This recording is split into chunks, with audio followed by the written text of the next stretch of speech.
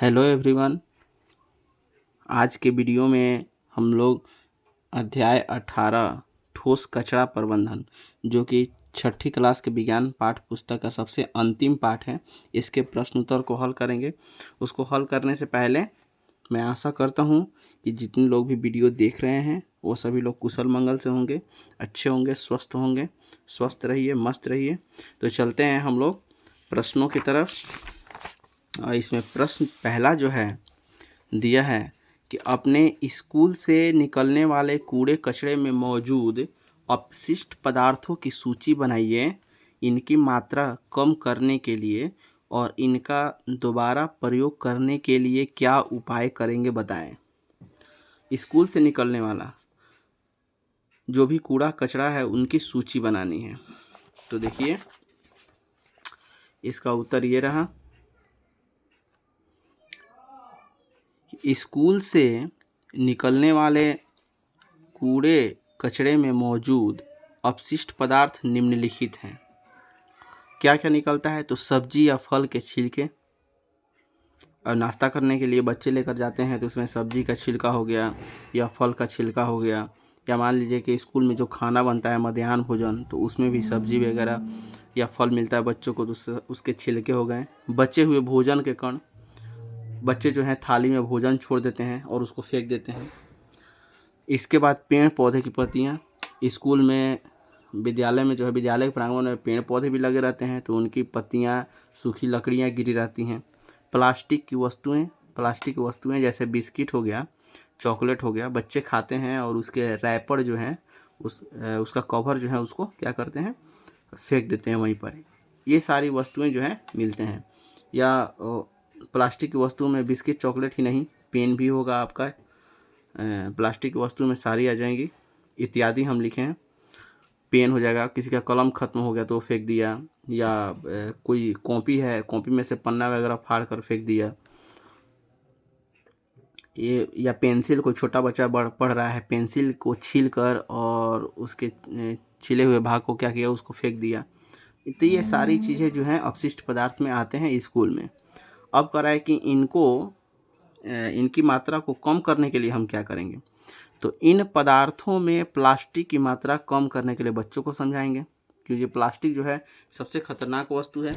यह जो है कभी सड़ता नहीं है और यह बहुत नुकसान पहुंचाता है। हमारे भूमि, जल और वायु सबको नुकसान पहुंचाता है। तो इसको बच्चों को समझाएंगे कि प्लास्टिक के वस्तुओं का उपयोग कम करें।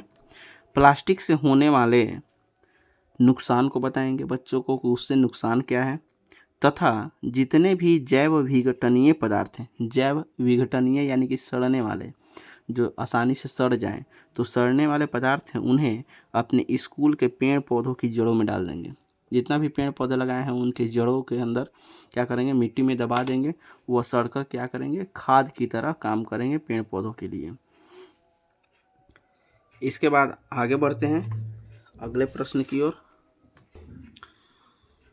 दूसरा प्रश्न है, रोजमर्रा के जीवन में प्लास्टिक इस्तेमाल करने के लाभ और हानियां लिखें। जो हम लोग डेली लाइफ, रोजमर्रा के जीवन में यानी कि हम लोग प्रतिदिन अपने जीवन में प्लास्टिक यूज करते हैं, उपयोग करते हैं, तो उससे क्या क्या लाभ है और क्या हानियां हैं। तो इसका उत्तर ये रहा। लाभ और हानि देखिए दोनों। रोजमर्रा के जीवन में प्लास्टिक इस्तेमाल करने के लाभ और हानियां निम्नलिखित है। पहले हम लोग लाभ पे चर्चा करेंगे। तो लाभ में पहला, प्लास्टिक जो है बहुत हल्का और सस्ता होता है। हम प्लास्टिक का कोई भी सामान खरीदते हैं और बहुत हल्का होगा और सस्ता होगा। जैसे मान लीजिए प्लास्टिक की कुर्सी ही है, आपका हल्का होता है, कहीं उठा कर लेकर चले जाएंगे, जबकि वही लकड़ी का कुर्सी रहेगा तो, स्टील का कुर्सी रहेगा तो भारी रहता है। इसके बाद महंगा भी होता है। प्लास्टिक का कोई सामान सस्ता मिल जाता है। दूसरा है कि प्लास्टिक पानी में सड़ता या गलता नहीं है। आप मान लीजिए बारिश आ गया, पानी में भी छोड़ दीजिए उसको, तो उससे वो खराब नहीं होगा, तो ये खराब नहीं होता है। तीसरा, लोहे या लकड़ी की वस्तुओं की अपेक्षा प्लास्टिक की वस्तु खरीदने में कम खर्च होता है। आप लोहे या लकड़ी की वस्तु को खरीदने जाइएगा और वही चीज़ एक प्लास्टिक का खरीदिएगा तो उसमें कम खर्च होगा, कम पैसा लगेगा। चौथा, प्लास्टिक की वस्तु को एक जगह से दूसरे जगह ले जाने में आसानी होती है। आप कोई भी प्लास्टिक का सामान एक स्थान से दूसरे स्थान पर कैरी करते हैं, उसे ढोते हैं, ले जाते हैं, तो क्या होता है, वो आसानी होता है हल्का होने के कारण। पांचवा जो है, इसका लाभ क्या है कि प्लास्टिक की वस्तुएं बाजार में अलग अलग डिजाइन एवं रंगों में उपलब्ध रहता है। सस्ता होने के कारण बाजार में कोई भी प्लास्टिक का वस्तु लें, जैसे मान लीजिए एक उदाहरण लेते हैं, बाल्टी ही खरीदने जाएं तो छोटा से बड़ा साइज में अलग अलग डिजाइन में रंग में आपको क्या होगा, उपलब्ध होगा। तो कोई भी प्लास्टिक का सामान ज़्यादा अवेलेबल होता है, ज़्यादा उपलब्ध होता है बाज़ार में, और कोई भी जो हमको पसंद है, जो रंग पसंद है, डिज़ाइन पसंद है, उसे चुनकर हम आसानी से ले सकते हैं। अगला है हानियाँ। इससे हानि क्या है, तो चलिए हानि के बारे में देखते हैं। प्लास्टिक की वस्तु का उपयोग लंबे समय तक नहीं कर पाते हैं। उदाहरण के तौर पर हम नहाने वाला बाल्टी, एक स्टील का बाल्टी जितना दिन तक चलता है, प्लास्टिक का बाल्टी नहीं चलेगा। मान लीजिए कि पानी भर के ले जा रहे हैं, हाथ से छूट गया, उसका डंडी टूट जाता है, या पानी भरा हुआ बाल्टी गिर गया तो क्या होता है, टूट जाता है। मग हो गए, प्लास्टिक का कुर्सी हो गया, थोड़ा सा उस पर भार पड़ेगा या ज़्यादा वजन के कोई व्यक्ति उस पर बैठ जाएंगे तो उससे क्या होता है, वो टूट जाएगा। वही लकड़ी का कुर्सी है, आपका जल्दी ख़राब नहीं होता है, एक बार बनता है तो बहुत दिन तक चलता है। तो ये हानि है कि प्लास्टिक का वस्तु ज़्यादा दिन तक हम यूज नहीं कर सकते हैं। दूसरा हानि क्या है कि प्लास्टिक टूटने या फटने पर बेकार हो जाता है। प्लास्टिक का कोई सामान टूट जाएगा या फट जाएगा तो आप उसे फिर से अच्छे नहीं कर सकते हैं। आप कितना भी उसको साटिएगा किसी गोंद वगैरह लगाकर, गम वगैरह से, लेकिन वह अच्छा नहीं होता है, पहले जैसा नहीं होता है। लेकिन वही लकड़ी का कोई अगर वस्तु है, अगर वह टूट गया तो उसे फिर से उसे कील के मदद से, कांटे की मदद से उसे ठोक ठाक कर अच्छा हम लोग कर सकते हैं। तीसरा, प्लास्टिक की वस्तुएं ज़्यादा भार या वजन सहन नहीं कर पाती। वही चीज़, कोई भी प्लास्टिक का वस्तु है ज़्यादा भार या वजन सही नहीं कर पाएगा। उदाहरण के तौर पर हम मान लीजिए जाते हैं बाजार करने के लिए, कोई पतला सा पॉलीथीन है, उसमें हम ज़्यादा वजन का सामान ले तो पॉलीथीन फट सकता है। लेकिन वही हमारे पास अगर झोला रहेगा, कपड़ा रहेगा, कपड़ा का झोला, तो क्या होगा, उसमें कितना भी सामान भर देंगे वो जल्दी फटेगा नहीं। तो ये सब हानियाँ हैं। आगे देखिए, इससे हानि और है, 3 ठो हानि उधर था। आगे देखिए, चौथा हानि है कि प्लास्टिक सड़ता नहीं है। ये हानि है, और सड़ेगा नहीं तो यह जो है नुकसान ही पहुंचाएगा। अगर हम मिट्टी में फेंकेंगे तो मिट्टी को बंजर बना देगा, क्योंकि ये सड़ता नहीं है, मिट्टी में मिलेगा नहीं। अगर इसे जलाएंगे, देखिए आगे का कारण वह भी मिलेगा कि इसे जलाने पर वायु प्रदूषण होता है, बहुत ही दुर्गंध निकलता है, इसमें बहुत ही खराब धुआं निकलता है, जो कि सांस लेने के माध्यम से हमारे शरीर के अंदर जाता है तो विभिन्न प्रकार के रोग को फैलाता है। तो प्लास्टिक को जलाना नहीं चाहिए, वायु प्रदूषण होता है। छठा है इससे हानि कि ज़मीन या मिट्टी में पॉलीथीन यानी कि प्लास्टिक के जमा होने से मिट्टी की उर्वरा शक्ति कम हो जाती है। अगर हम कोई सामान पॉलीथीन में लेकर आए या प्लास्टिक का कोई वस्तु है, उसको ज़मीन में हम गाड़ दिए, फेंक दिए, तो उससे मिट्टी का उपजाऊ शक्ति जो है कम होता है, मिट्टी बंजर होती जाती है। और सातवां इससे हानि है कि प्लास्टिक की थैलियों में कचरा भरकर फेंकने से जानवर कभी कभी भोजन समझकर कचरे के साथ थैलियों को भी निगल जाते हैं। देखिए कितना गंभीर समस्या है, इसके कारण कभी उनकी मृत्यु भी हो जाती है। प्लास्टिक हम जब सामान कोई लाएं और घर के कूड़े कचरे को हम फेंक देते हैं किसी गड्ढे वगैरह की तरफ, तो जितने भी ये आवारा गाय भैंस होते हैं जो चरते रहते हैं, ये कुछ खाने की सामग्री समझकर और भोजन समझकर क्या करते हैं, उसे खाने लगते हैं, और प्लास्टिक भी इनके शरीर के अंदर चला जाता है। और चूँकि प्लास्टिक पचता नहीं है, सड़ता नहीं है, गलता नहीं है, तो इससे क्या होता है, उनकी मृत्यु भी हो जाती है। आठवां इससे हानि है कि प्लास्टिक की थैलियाँ अक्सर नालों में पहुंचकर नाले अवरुद्ध हो जाते हैं और गंदा जल सड़कों पर फैलने लगता है। अगर प्लास्टिक की थैलियाँ हम फेंक देते हैं और नालों में चला गया, नाली वगैरह में, तो क्या होता है, वो जाम हो जाता है और पानी को बहने नहीं देता है, उसको रोक देता है। इससे क्या होता है कि उसका पानी जो है फैलने लगता है सड़कों पर और गंदगी फैलती है।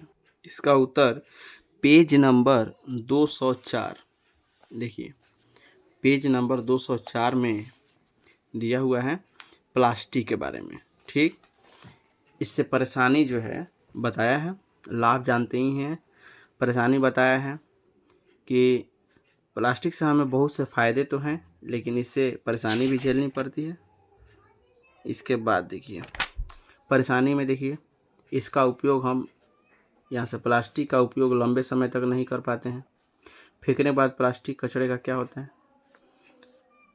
इसके बाद बाज़ार से सामान खरीद कर आप लाते हैं, देखिए पॉलीथीन में, अपने घर के कचरे को पॉलीथीन में भर कर बाहर फेंक देते हैं तो पशु जो है भोजन के खोज में क्या इन थैलियों को निगल जाते हैं और इनकी मृत्यु हो जाती है। ठीक, सड़कों और अन्य असावधानीपूर्वक फेंकी गई पॉलीथीन की थैलियाँ नालों में पहुंच जाती हैं और नाले अवरुद्ध हो जाते हैं तो गंदा जल फैलने लगता है। अगर बरसात का मौसम है तो बरसात के मौसम में देखिए ये और बाढ़ जैसा है, पूरा फैलने लगता है पानी।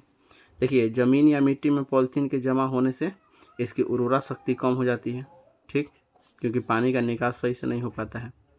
इसे जलाने पर दुर्गंध देता है, इत्यादि इत्यादि बहुत सारी हानियाँ हैं जिसको हम यहाँ पे 8 हानियाँ और लाभ, देखिए लाभ जो हैं 5 लाभ और 8 हानियाँ दूसरा प्रश्न का उत्तर में लिखे हुए हैं। अब आगे बढ़ते हैं हम लोग तीसरे प्रश्न की ओर। तीसरा प्रश्न दिया है कि कचरे के प्रबंधन के लिए हम क्या कर सकते हैं। कोई कचरा प्रबंधन करना होगा तो हम क्या करेंगे। इसका उत्तर ये रहा कि कचरे के प्रबंधन के लिए हम 4 आर का उपयोग कर सकते हैं। 4 आर का नियम है, R1, R2, R3, R4। R1 कहता है रिफ्यूज, यानी कि मना कीजिए। R2 कहता है रिड्यूस, यानी कि उपयोग कम करें। R3 कहता है रीयूज, यानी कि पुनः उपयोग। R4 कहता है कि रिसाइकल, यानी कि पुनः चक्रण। तो ये रिफ्यूज, रिड्यूस, रीयूज, रिसाइकल है क्या, इसको हम समझ लेते हैं। R1 देखिए कहता है रिफ्यूज, यानी कि प्लास्टिक की थैलियों या सामानों का उपयोग करने के लिए सभी को मना करना चाहिए। हमें खुद भी नहीं करना चाहिए और दूसरों को भी मना करना चाहिए कि प्लास्टिक के सामान का उपयोग कम करें। दूसरा रिड्यूस, कम करना। तो कम करना में देखिए प्लास्टिक की वस्तुओं का उपयोग कम करना चाहिए, बहुत ज़्यादा ज़रूरी पड़ने पर ही करें। जब बहुत ज़्यादा अति आवश्यक पड़ जाता है तभी यूज करना चाहिए, नहीं तो उसका उपयोग कम करना चाहिए। तीसरा है रीयूज। तो चलिए पुनः उपयोग के बारे में देखते हैं कि जिन वस्तुओं का दोबारा उपयोग किया जा सकता है उन्हें फेंकने के बजाय फिर से हम उपयोग कर लें। ठीक, जिन वस्तुओं का दोबारा उपयोग किया जा सकता है उन्हें फेंकने के बजाय फिर से उपयोग करें। जैसे मान लीजिए कोई शीशी खाली हो गया या डब्बा खाली हो गया तो उसमें घर का कोई भी सामान हम रख सकते हैं, फिर पुनः उसे धोकर अच्छी तरह सफाई करके उसे फेंके नहीं। हम पेन ऐसा यूज करेंगे जिसमें कि हम फिर से रिफ़िल लगा सकते हैं। प्लास्टिक का वैसा पेन ना खरीदेंगे जिसमें कि रिफ़िल ना लगे और उसको फेंकना पड़े। इसके बाद हम जैसे प्लास्टिक की थैली है तो हम एक ही थैली को हम बार बार सामान रखने के लिए हम उपयोग कर सकते हैं। हर अलग अलग सामान के लिए अलग अलग थैली हमें ज़रूरत नहीं है। फिर उस थैली को हम मान लीजिए घर पे लाएं, एक बार किसी कारणवश किसी मजबूरी में हम ले भी लिए तो उस थैली को फिर हम लेकर जा सकते हैं, उसमें फिर दोबारा सामान लेकर दूसरा कुछ आ सकते हैं। इसके बाद है R3 हो गया। अब R4 रिसाइकल। तो रिसाइकल है देखिए कि हम ऐसी चीज़ें खरीदें, वो इस्तेमाल करें जिनका पुनः चक्रण हो सके। पुनः चक्रण यानी कि जिन्हें फैक्ट्री में ले जाकर फिर से नया वस्तु बनाया जा सकता है। जैसे कि प्लास्टिक हम देखते हैं कि अपने कबाड़ी वाले लोग आते हैं और प्लास्टिक के हम ऐसे वस्तु को बेच देते हैं, जैसे कि कोई डब्बा वगैरह हो गया, प्लास्टिक कुर्सी वगैरह टूट जाती है तो वो ले जाते हैं और वो फिर से गला कर क्या किया जाता है, फिर उसे नया किसी प्लास्टिक का वस्तु में निर्माण कर दिया जाता है। तो ये कचरा प्रबंधन के लिए हम इनका उपयोग कर सकते हैं। इसका उत्तर देखिए यहाँ पे दिया हुआ भी है पेज नंबर 205 में, कचरा प्रबंधन के उपाय 4 आर का दिया है। देखिए R1, R2, R3, R4। इसके बारे में भी देखिए लिखा हुआ है। R1 मना कीजिए, तो यहाँ से यहाँ तक प्लास्टिक का उपयोग करने के लिए सभी को मना करना चाहिए, यहाँ तक। R2 यानी कि उपयोग कम करें। तो इसका देखिए यहाँ पे हो जाएगा कि हम कुछ ऐसी चीज़ों का इस्तेमाल करते हैं जिसके बिना भी काम चलाया जा सकता है।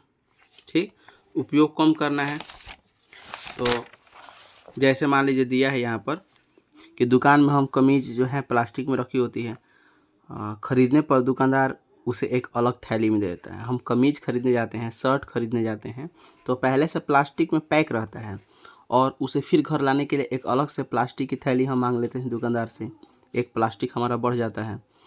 तो कम करें कहने का मतलब है कि हम अलग से थैली नहीं लेंगे। इसी प्रकार का हम बहुत सारी चीज़ों को कम करके अपने जीवन मर्रा में, अपने दैनिक जीवन मर्रा के समय में हम इन सारी चीज़ों को कम करके प्लास्टिक से बच सकते हैं। और तीसरा है पुनः उपयोग करना। पुनः उपयोग, तो देखिए कुछ कचरा ऐसा होता है जिनका पुनः उपयोग किया जा सकता है, तो वैसे ही चीज़ों का हम उपयोग करेंगे जिन्हें पुनः उपयोग कर सकते हैं। इसके बाद है देखिए यहाँ पर R4 दिया है, पुनः चक्रण। वैसी चीज़ें हम ऐसी चीज़ खरीदे इस्तेमाल करें जिनका पुनः चक्रण हो सके, पुनः चक्रण किया जा सके। तो अब आगे दिया है चौथा प्रश्न, ये रहा तीसरा का, कचरे प्रबंधन के लिए हम क्या क्या कर सकते हैं, इसका प्रश्न उत्तर हम अंदर खुजवा दिए आप लोगों को। अब चलते हैं चौथा में, पुनः चक्रण का अर्थ स्पष्ट कीजिए। पुनः चक्रण क्या है? तो पुनः चक्रण का देखिए परिभाषा ये रहा, उसका अर्थ, पुनः चक्रण का मतलब क्या होता है, रिसाइकल क्या होता है। जब बेकार चीज़ों को कारखानों में कुछ प्रक्रियाओं द्वारा नए रूप में परिवर्तित कर दिया जाता है तो इसे पुनः चक्रण कहते हैं। जैसे प्लास्टिक, कागज़, शीशियाँ और धातु के बेकार वस्तु को कारखाने में गलाकर पुनः नया वस्तु बना देना, वह क्या कहलाता है? पुनः चक्रण कहलाता है। पुनः चक्रण का देखिए R4 जो अभी हम बताए हैं तीसरा प्रश्न में, इसी में से इसको लिख देना है कि पुराने अखबार, शीशिया, प्लास्टिक, धातु से बनी टूटी फूटी चीज़ों को कारखानों में, यहाँ से फिर बेकार चीज़ें कारखाने में कुछ प्रक्रियाओं द्वारा नए रूप में परिवर्तित कर दिया जाता है। ठीक, यही आपका पुनः चक्रण कहलाता है। इसके बाद पांचवा प्रश्न है कि पॉलीथीन का बहुत ज़्यादा उपयोग करने से हमें किस प्रकार की समस्याओं का सामना करना पड़ रहा है। तो चलिए पॉलीथीन के उपयोग से जो समस्याएं हमें आ रही हैं उसके बारे में इसमें लिखना है। तो पहला समस्या है कि प्रायः लोग अपने घर के कचरे को पॉलीथीन की थैलियों में भरकर बाहर फेंक देते हैं। यह पहला क्या बोलते हैं कि दूसरा जो प्लास्टिक से होने वाली हानियाँ हैं उसमें भी इस चीज़ को लिखवाए थे हम कि प्रायः लोग अपने घर के कचरे को पॉलीथीन की थैलियों में भरकर बाहर फेंक देते हैं। भोजन की खोज में घूमने वाले जानवर प्रायः कचरे के साथ थैलियों को भी निगल जाते हैं और कभी कभी इसके कारण उनकी मृत्यु भी हो जाती है। ठीक, दूसरा दिया है कि सड़कों तथा अन्य स्थानों पर फेंकी गई पॉलीथीन की थैलियाँ अक्सर नालों में पहुंच जाती हैं, जिससे नाले अवरुद्ध हो जाते हैं और गंदा जल सड़कों पर फैलने लगता है। इसके बाद तीसरा है कि ज़मीन या मिट्टी में पॉलीथीन के जमा होने से मिट्टी की उर्वरा शक्ति कम हो जाती है क्योंकि मिट्टी से पानी का सही निकास नहीं हो पाता है। यही तीन इसके उत्तर हुए। प्लास्टिक के उपयोग, प्लास्टिक नहीं पॉलीथीन दिया है, पॉलीथीन से क्या क्या हानियाँ हैं। पॉलीथीन का बहुत ज़्यादा उपयोग करने से, यहाँ पे हम बताए भी थे पेज नंबर 204 में कि अपने घर के कचरे को भर कर फेंक देते हैं तो जानवर खा जाते हैं, और दूसरा सड़कों में या अन्य स्थान पर फेंकने से क्या होता है कि नालियों में पहुंच जाते हैं और नाले बहने लगते हैं सड़क पर। ज़मीन में आप जमा हो जाने से उसमें पानी सही से निकास नहीं हो पाता है, तो इसलिए मिट्टी की उर्वरा शक्ति कम हो जाती है, बंजर हो जाते हैं। ये तीन कारण हम पॉलीथीन से, जो प्लास्टिक के अन्य सामान से उतना तो नहीं, लेकिन जो पॉलीथीन से हम लोग जो सामान दुकान पर से खरीद कर लाते हैं पॉलीथीन में, उनसे जो हमारी हानियाँ होती हैं उसके बारे में ये हो गया। अगला प्रश्न है कि आप पॉलीथीन के अत्यधिक उपयोग को कम करने में कैसे मदद कर सकते हैं। तो चलिए इसका उत्तर देखते हैं। उत्तर है कि हम पॉलीथीन के अत्यधिक उपयोग को कम करने में निम्नलिखित प्रकार से मदद कर सकते हैं। पहला, बाजार जाते समय घर से कपड़े अथवा जूट की थैली लेकर जाएंगे। दूसरा, दुकानदार से कोई सामान प्लास्टिक की थैली में नहीं लेंगे। तीसरा, खाद्य पदार्थों को रखने के लिए प्लास्टिक की थैलियों का उपयोग नहीं करेंगे। हम झोला लेकर जाएंगे अपने घर से। दुकानदार से भी कोई अगर सामान ले रहे हैं तो हम अपने घर से झोला लेकर जाएंगे, उनसे नहीं लेंगे। कहेंगे कि हमको प्लास्टिक में मत दीजिए। हम अपने खाने पीने की कोई चीज़ अगर प्लास्टिक की थैली में रखते हैं तो नहीं करेंगे। हम अपने घर में उसके लिए छोटे छोटे बर्तन रख देंगे, उसी में रखा जाएगा। चौथा, ऐसी चीज़ों का उपयोग नहीं करेंगे जो एक बार इस्तेमाल करके फेंक दी जाती हैं, जैसे प्लास्टिक के गिलास, बोतल, कप, प्लेट, चम्मच। आप शादी ब्याह में देखिएगा, चौथा है शादी ब्याह में देखिएगा, ये प्लास्टिक के जो भी गिलास आते हैं पानी पीने के लिए, या प्लास्टिक का बोतल है जो ट्रेन वगैरह रास्ते में हम लोग यात्रा करते हैं तो खरीद लेते हैं, कप हो गया, प्लेट हो गया, चम्मच हो गया, ये सब एक बार यूज करके हम लोग फेंक देते हैं। तो ऐसी वस्तुओं का उपयोग कम करना है, हो सके तो नहीं करना है कि हम दोबारा उसे फेंकने से बचें। और पांचवा है इसमें कि उपयोग के बाद प्लास्टिक की चीज़ों को इधर उधर नहीं फेंकेंगे। हम उपयोग करने के बाद प्लास्टिक को इधर उधर सड़कों पर कहीं भी फेंक देते हैं, तो इससे हम लोग बचेंगे। उसे एक जगह क्या करेंगे, कूड़ेदान वगैरह में फेंकेंगे या इकट्ठा करके रखेंगे। छठा है कि प्लास्टिक को कभी जलाएंगे नहीं, क्योंकि इससे वायु प्रदूषण होता है। जलाने से वायु प्रदूषण होता है तथा इससे निकलने वाली जहरीली गैसें स्वास्थ्य के लिए हानिकारक हैं। इससे बहुत खराब धुआं निकलता है। पहले ही बताएं कि इसको जलाने पर हमें विभिन्न प्रकार के रोग हो सकते हैं। अगर हम सांस ले रहे हैं और वो धुआं हमारे शरीर के अंदर जा रहा है तो ये हमें रोगी कर सकता है। सातवां है, प्लास्टिक का कम उपयोग करने के लिए लोगों को जागरूक करेंगे। जो लोग समझदार नहीं हैं, जो लोग नहीं समझ रहे हैं इस बात को, प्लास्टिक से होने वाले हानियों को बताएंगे, उनमें जागरूकता फैलाएंगे कि इन प्लास्टिक का उपयोग करने से ये हानियाँ पहुंच रही हैं, तो हम इसका उपयोग कम करें। और लास्ट पॉइंट है इसका कि प्लास्टिक की बेकार चीज़ों को कबाड़ी में बेच देंगे ताकि प्लास्टिक का पुनः चक्रण हो सके। आपके किताब में भी देखिए दिया हुआ है इस चीज़ों को। आइए प्लास्टिक और पॉलीथीन का उपयोग कम करने के लिए क्या उपाय करें, पेज नंबर 204 में। तो ये पहला लिख लेना है, दूसरा लिख लेना है, तीसरा लिख लेना है, ये चौथा लिख लेना है, पांचवा इधर उधर नहीं फेंकेंगे। इसके बाद ये छठा, इसे जलाएंगे नहीं क्योंकि गैस निकलता है जहरीला। इसके बाद प्लास्टिक की थैलियों को सड़क या नालों में नहीं फेंकेंगे। प्लास्टिक का कम से कम उपयोग करने के लिए लोगों को जागरूक करेंगे। यहाँ पर इधर उधर देखिए, ये प्लास्टिक की चीज़ों को इधर उधर न फेंकें, इसी के चलते ये वाला चीज़ सड़क और नालियों को न फेंकें। इसको हम क्या किए हैं, छोड़ दिए हैं। इधर उधर मतलब वही सड़क या नालियों में नहीं फेंकना चाहिए। और ये है प्लास्टिक की बेकार चीज़ों को कबाड़ी वालों को बेच देना चाहिए ताकि प्लास्टिक का पुनः चक्रण हो सके। तो इसमें 9 पॉइंट दिया हुआ है, हम इसको 8 पॉइंट किए हैं। ये वाला जो है इसको हम नहीं लिखे हैं, इसलिए क्योंकि हमको 7वां जो पॉइंट है ये, और यहाँ पर देखिए 5वां जो पॉइंट है, ये दोनों सेम लग रहा है कि प्लास्टिक को इधर उधर ना फेंकें। तो इधर उधर में आपका सड़क, ज़मीन, नाले सब चीज़ आ जाएगा, इसीलिए इसको लिख दिए हैं, तो उसको हम नहीं लिखे हैं। हमारा 8 पॉइंट में उत्तर हुआ है। देखिए 8 पॉइंट में इधर 7 और एक 8 मेरा। और इसी के साथ जो है 6 प्रश्न जो है इसका कंप्लीट हो गया। अब हम लोग चलेंगे ऑब्जेक्टिव प्रश्न की तरफ, जिसमें 7वां प्रश्न है कि सत्य के सामने सत्य यानी कि सही और गलत कथन के सामने गलत का चिन्ह लगाना है। तो पहला है, कचरे के कारण वायु, जल एवं भूमि दूषित होते हैं। बिल्कुल सही। दूसरा है पदार्थ जिसका विघटन आसानी से हो जाता है जैव विघटनीय पदार्थ कहलाता है। बिल्कुल सही। पदार्थ जिनका विघटन आसानी से नहीं हो सकता है वह जैव अविघटनीय पदार्थ कहलाते हैं। ये भी सही। पुराने अखबार, सीसीओ, प्लास्टिक और धातु से बनी चीज़ों को कुछ प्रक्रियाओं द्वारा नए उपयोगी रूप में परिवर्तित करना पुनःचक्रण कहलाता है। यह भी बिल्कुल सही। ये आपका चारों जो है सही है।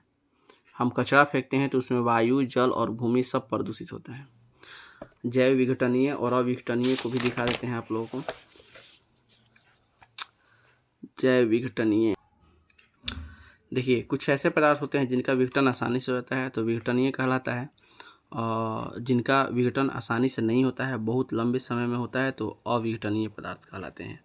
इसके बाद यहाँ पे देखिए अपशिष्ट पदार्थ लिखा है, यानी कि कचरा, कूड़ा कचरा को जहाँ तहाँ फेंकने से वायु, जल, भूमि सब प्रदूषित होता है।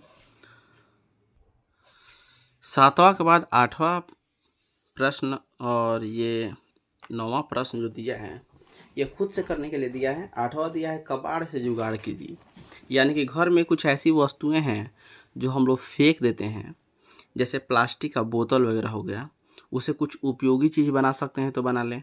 कबाड़ से जुगाड़ करना तो हम बहुत सारे देखिए घर में महिलाएं जो हैं प्लास्टिक के बोतल से क्या करते हैं, गुलदस्ता तैयार कर देते हैं टेबल पे रखने के लिए। इससे क्या होता है कि प्लास्टिक का यूज भी होता है, अच्छा भी लगता है। तो ऐसे ऐसे चीज़ों को जो हम लोग फेंक देते हैं, बेकार हो जाता है, उनसे अलग अलग प्रकार की चीज़ें बनाने के लिए दिया हुआ है। आपका उदाहरण भी दिया है कि हम लोग क्या ले सकते हैं, जैसे पुराने कपड़ों से बिछावन, पुराने जितने भी कपड़े हैं उनसे देखिए घर में बिछावन बनता है, लोग उसे क्या करते हैं बिछाने के लिए सील देते हैं एक दूसरे पे रखकर। पॉलीथीन की थैलियों से टोकरी, पॉलीथीन की जितनी भी थैलियाँ हैं उनको हम एक दूसरे में बांध कर उनसे एक टोकरी हम लोग बीन सकते हैं। पेंसिल की छीलन से कार्डों पर फूल, पेंसिल से जो भी हम छीलन निकलता है, पेंसिल का छिला हुआ भाग, उससे हम कार्ड पर फूल बना सकते हैं। पुराने कागज़ और विवाह के निमंत्रण पत्रों से लिफाफे, विवाह से जो निमंत्रण पत्र आता है या पुराने कागज़, उनसे लिफाफे बना सकते हैं कोई चीज़ रखने के लिए या कि कहीं कुछ भेजने के लिए, कहीं पर किसी को देने के लिए। पुष्टें व कागज़ आदि से खिलौने बना सकते हैं इत्यादि। ये उदाहरण दिया है कि कुछ इस तरह से हम लोग क्रियाकलाप कर सकते हैं। इसके बाद 9वां प्रश्न है कि अपने घर अथवा स्कूल के आसपास कचरा फेंकने वाले स्थानों का निरीक्षण कर निम्न तालिका को भरिए कि क्रम संख्या फेंका गया कचरा पुनः उपयोग संभव है या नहीं, संभव है तो कैसे। जैसे मान लीजिए कि सब्जी के छिलके हो गए तो इसका उपयोग पुनः संभव है, पशुओं का भोजन हो जाएगा। देखिए फल के छिलके हो गए तो ये भी जो है संभव हो जाएगा पशुओं के भोजन के रूप में, पशुओं का भोजन हो गया। या पेड़ पौधों के जड़ में भी हम डाल देंगे तो उसमें भी आपका काम करेगा। पेड़ पौधे की पत्तियां हो गई, ये भी संभव है। ठीक, ये पशुओं का भोजन भी हो जाएगा और आपका खाद के रूप में भी काम करेगा। कंपोस्ट खाद, हम कंपोस्ट खाद जो बनाते हैं उसमें भी काम करेगा। पेड़ पौधे की जड़ में डालने के लिए कंपोस्ट खाद हो गया या पशुओं का भोजन हो गया, ये दोनों काम में आ जाएगा। पशुओं का भोजन,